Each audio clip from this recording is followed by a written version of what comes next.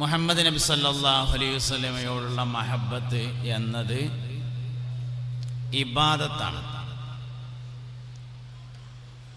ഖുൽ ഇൻ കുൻതും തുഹിബ്ബൂനല്ലാഹ ഫത്തബിഊനി യുഹ്ബിബുക്കുമുല്ലാഹ്. മാത്രമല്ല അത് സ്വർഗത്തിലേക്കുള്ള എളുപ്പവഴിയുമാണ്. മൻ അഹബ്ബനി കാന മഈ ഫിൽ ജന്ന ഹബീബുനാ റസൂലുള്ളാഹി സ്വല്ലല്ലാഹു അലൈഹി വസല്ലം. എന്നെ ആരെങ്കിലും ഇഷ്ടപ്പെട്ടാൽ അവൻ സ്വർഗത്തിലായിരിക്കുമെന്നല്ല, അവൻ എൻ്റെ കൂടെ സ്വർഗത്തിലായിരിക്കുമെന്നാണ്. സ്വർഗത്തിലാവുക എന്നതിനേക്കാൾ പ്രധാനപ്പെട്ടതാണ് മുത്തുനബിയുടെ കൂടെ സ്വർഗത്തിലാവുക എന്നത്. ഒരിക്കൽ നബി സല്ലല്ലാഹു അലൈഹി വസല്ലമ തങ്ങൾ തൻ്റെ ഭാര്യമാരിൽ ഒരാളുടെ വീട്ടിൽ താമസിക്കുകയാണ്.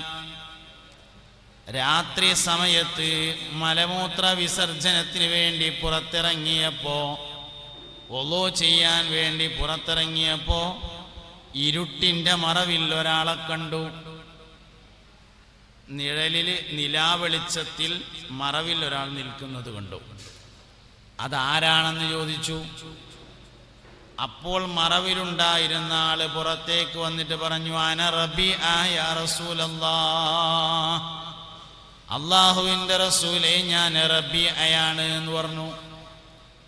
റബീഅത്ത് ഇബ്നു കഅബുൽ അസ്ലമി റളിയല്ലാഹു അൻഹു എന്ന സ്വഹാബിയായിരുന്നു അവിടെ ഉണ്ടായിരുന്നത്.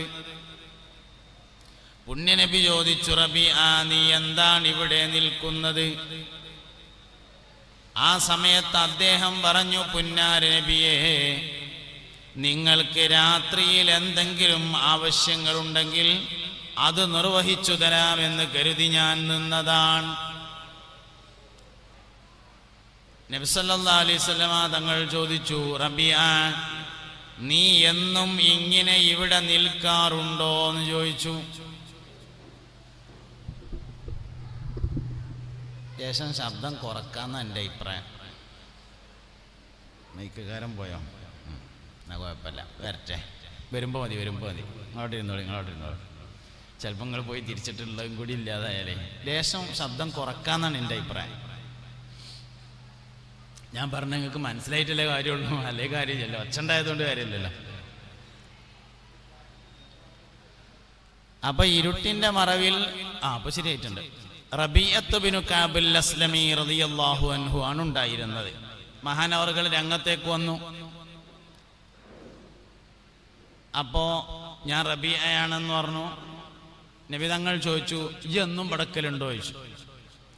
അദ്ദേഹം പറഞ്ഞു, പുന്നാര നബിയെ, ഞാൻ എല്ലാ ദിവസവും ഇവിടെ നിൽക്കാറുണ്ട്. നിങ്ങൾക്ക് രാത്രിയിൽ എന്തെങ്കിലും ഖിദ്മത്ത് വേണമെങ്കിൽ അത് ചെയ്തു തരാമെന്ന് കരുതിയിട്ട് ഇവിടെ നിൽക്കാറുണ്ട് എന്ന് പറഞ്ഞു. അപ്പൊ വെള്ളം കൊണ്ടുവരാൻ പറഞ്ഞു.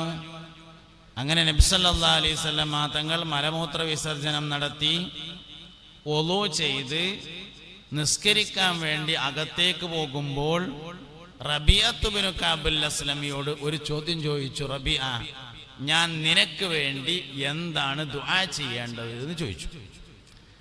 അപ്പോൾ ആ സ്വഹാബി വര്യൻ പറഞ്ഞു, അസ്അലുക മുറാഫഖതക ഫിൽ ജന്ന, നബിയെ, സ്വർഗത്തിൽ നിങ്ങളുടെ കൂട്ടുകാരനാകണമെന്നാണ് എൻ്റെ ആഗ്രഹമെന്ന് പറഞ്ഞു. സ്വർഗത്തിൽ നിങ്ങളുടെ കൂട്ടുകാരനാകണം. ആ സമയത്ത് നബി തങ്ങൾ അദ്ദേഹത്തോട് ചോദിച്ചു, റബീഅ, നിനക്കൊന്ന് ചുരുക്കി ചോദിച്ചുകൂടെ എന്ന് ചോദിച്ചു. നേരത്തെ സ്വർഗം ചോദിച്ച ആരോടും നബി സല്ലല്ലാഹു അലൈഹി വസല്ലമ ചുരുക്കി ചോദിച്ചൂടെ എന്ന് പറഞ്ഞിട്ടില്ല. പല ആളുകളും നബി തങ്ങളോട് സ്വർഗം ചോദിച്ചിട്ടുണ്ട് സല്ലല്ലാഹു അലൈഹി വസല്ലം. ബഹുമാനപ്പെട്ട ഖത്താദ റളിയല്ലാഹു അൻഹു യുദ്ധത്തിന് വേണ്ടി പോയി.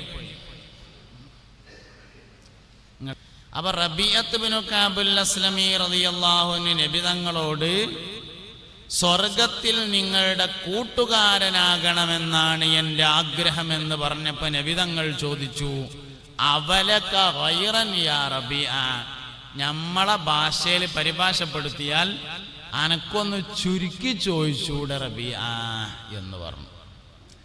നേരത്തെ മുസ്തഫ നബി തങ്ങളോട് സ്വർഗം ആവശ്യപ്പെട്ട ആരോടും പുണ്യ നബി സല്ലല്ലാഹു അലൈഹി വസല്ലമ തങ്ങൾ അങ്ങനെ പറഞ്ഞിട്ടില്ല. ഖത്താദ റളിയല്ലാഹു അൻഹുവിന്റെ കണ്ണിന് അമ്പ് കൊണ്ടിട്ട് ആ കണ്ണിങ്ങനെ പറിച്ചെടുത്തു. അമ്പ് പറിച്ചെടുത്തപ്പോൾ അതിൻ്റെ കൂടെ കണ്ണും പോന്നു. ആ കണ്ണ് കയ്യിലെടുത്ത് നബി തങ്ങളുടെ അടുക്കലേക്ക് ഇങ്ങനെ തിരിച്ചുകൊണ്ട്, പുന്നാര നബിയെ, എനിക്ക് എൻ്റെ കണ്ണ് മടക്കി വേണമെന്ന് പറഞ്ഞപ്പോ നബി തങ്ങൾ ഖത്താദ റളിയല്ലാഹു അൻഹുവിനോട് ചോദിച്ചു, ഖത്താദ, നിനക്ക് ഈ ഒരു കണ്ണിന് പകരമായി നാളെ സ്വർഗത്തിൽ 2 കണ്ണ് പോരെയോ ഖത്താദ എന്ന് ചോദിച്ചു. അപ്പൊ ഖത്താദ റളിയല്ലാഹു അൻഹു പറഞ്ഞു, എനിക്ക് ഇവിടുന്ന് ഈ കണ്ണും വേണം, സ്വർഗത്തിന്ന് തരാന്ന് നിങ്ങൾ പറഞ്ഞ 2 കണ്ണ് വേറെയും വേണമെന്ന് പറഞ്ഞപ്പോ ഒന്ന് ചിരിച്ചു കൊടുത്തു. എന്താ അതിന്റെ അർത്ഥം? പാസ്സായി. ഇവിടുന്ന് ഈ കണ്ണും പാസ്സായി, സ്വർഗത്തിന്ന് 2 കണ്ണും പാസ്സായി.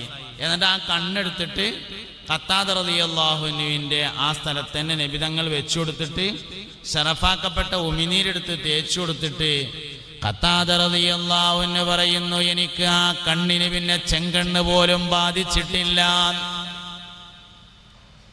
ഒരിക്കല് നബി സല്ലല്ലാഹു അലൈഹി വസല്ലമ മദീനത്തെ പള്ളിയിൽ സ്വർഗത്തെക്കുറിച്ച് ഇങ്ങനെ സംസാരിച്ചു കൊണ്ടിരിക്കുകയാണ്.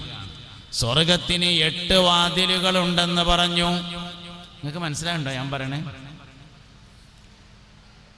സ്വർഗത്തിന് 8 വാതിലുകളുണ്ടെന്ന് പറഞ്ഞപ്പോ സിദ്ദീഖുൽ അക്ബർ റളിയല്ലാഹു അൻഹു എഴുന്നേറ്റ് നിന്നുകൊണ്ട് ചോദിച്ചു, അല്ലാഹുവിന്റെ റസൂലേ, സ്വർഗത്തിന്റെ 8 വാതിലുകളും ആർക്കെങ്കിലും തുറക്കോ എന്ന് ചോദിച്ചപ്പോ പറഞ്ഞു, ആ നിങ്ങൾക്ക് തുറക്കുമെന്ന് പറഞ്ഞു.